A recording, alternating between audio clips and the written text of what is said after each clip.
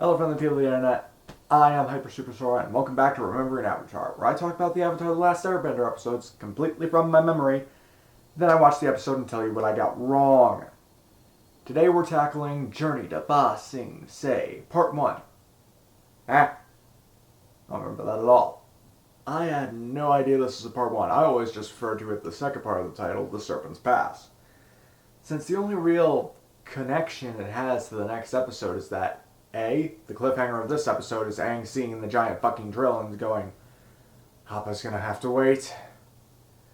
And maybe the couple that show up in this episode, and the ones that were in Zuko alone, show up in the drill, which is the next episode? I mean, this is the Journey to Ba Sing Se. Aang gets to Ba Sing Se in the next episode. I refuse to deal about that part 1. I'm just going to call this the Serpent Pass, and it's going to be in the title. Maybe there'll be something in the description about that. I don't know. But what happens in this episode? A lot fucking actually. 1, Suki's back for an episode. Also, her makeup seems to be waterproof. 2, Aang seems to be bottling up his emotions about Appa. Like pure focus on the single task that is getting over the Serpent's Pass. And the reason he's going on the Serpent's Pass, instead of just going on the ferry ride, which is right fucking there, Zuko and Iroh go on it, is because a couple got their shit stolen. The couple we saw in Zuko alone. No, the lady's pregnant, I is the guy. Zuko's about to rob them and saw that she was pregnant and he stopped himself. But yeah, someone decided I'm not going to be as good as Zuko, and I am going to rob a couple that are expecting a baby. That gives birth this episode. Lovely. So the gang decides to help them out. I cannot remember their names to save the life of me, except for the baby, which is Hope. Haha, at the beginning of the Serpent's Pass it says abandon Hope, and Aang takes that as, yeah, Hope's not going to fucking win the war. Hope's not going to get us past this. Our actions are. In a way, yeah. In a way, I agree with that sentiment wholeheartedly. Things will not get better just because you hope they get better. You have to fucking do something. But on the other hand, Aang is basically bottling up literally all his emotions. Katara offers him a hug and he just bows. That's not a good sign now, is it? Anyway. So they decide to go through the Serpent's Pass. Wonder why it's called that. Oh, hi, giant sea serpent. I hate you. Thrassophobia, I believe it's called. While this thing is not nearly as scary as anything in Subnautica, it helps that we can fucking kill this one. It is still right terrifying.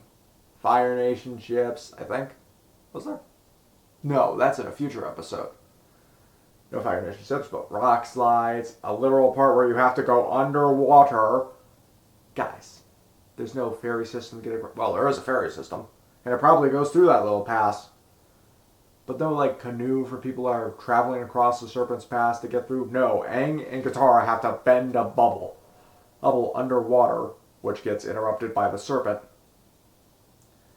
God first bends them up, so they get across, and just when they beat the serpent and everything's going well, yeah, the lady's water breaks.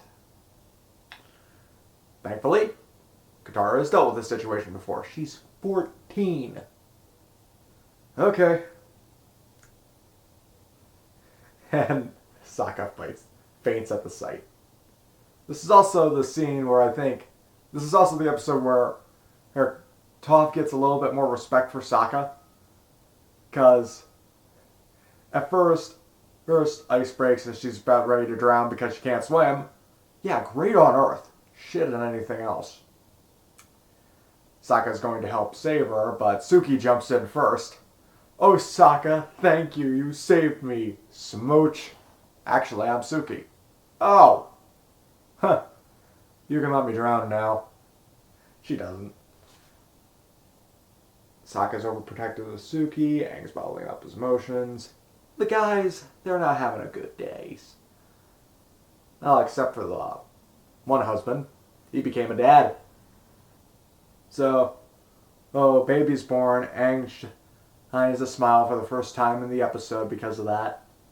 And they give the baby the name Hope. I wonder why. Oh well. Also, one thing I'd like to point out, how he plays the avatar card against the secretary lady. And she doesn't buy it. I'm just like, fucking bend some air and then water and then earth in front of her fucking face.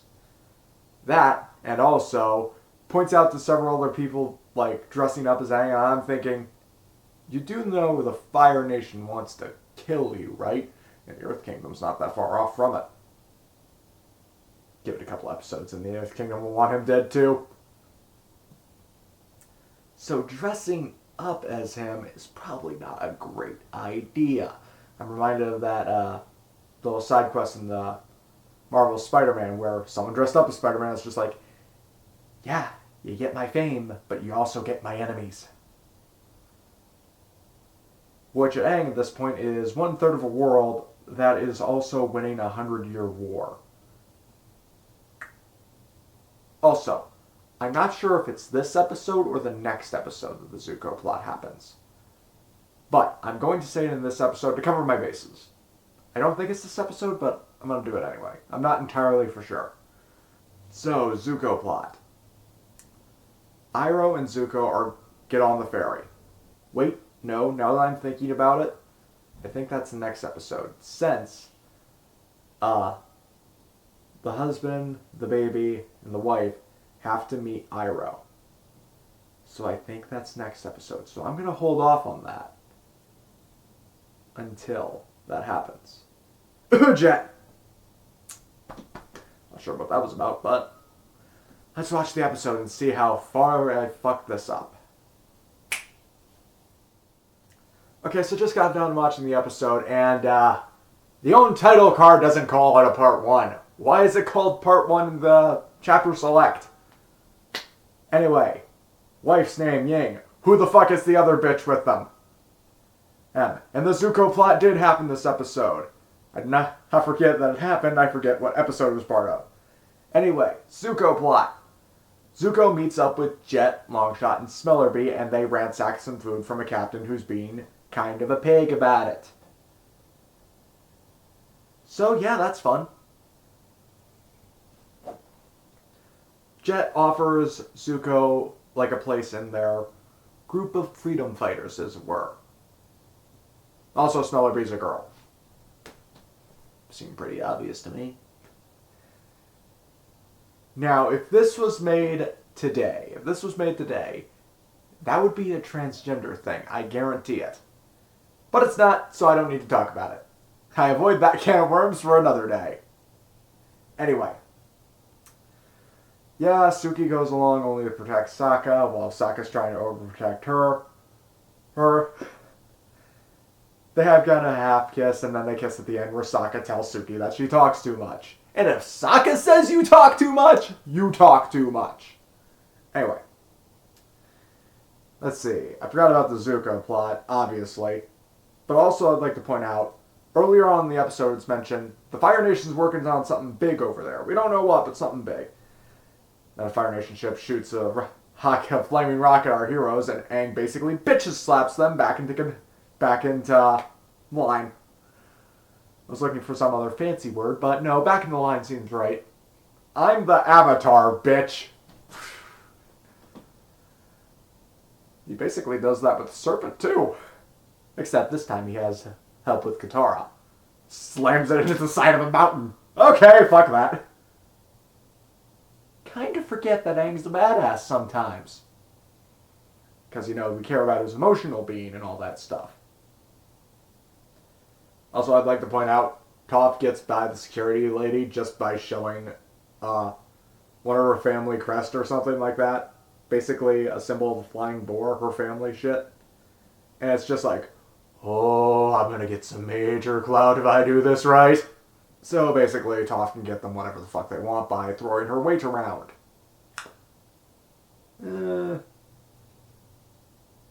really like that as a plot device, as Toph is just rich enough to get the gang whatever the fuck they need. But he is...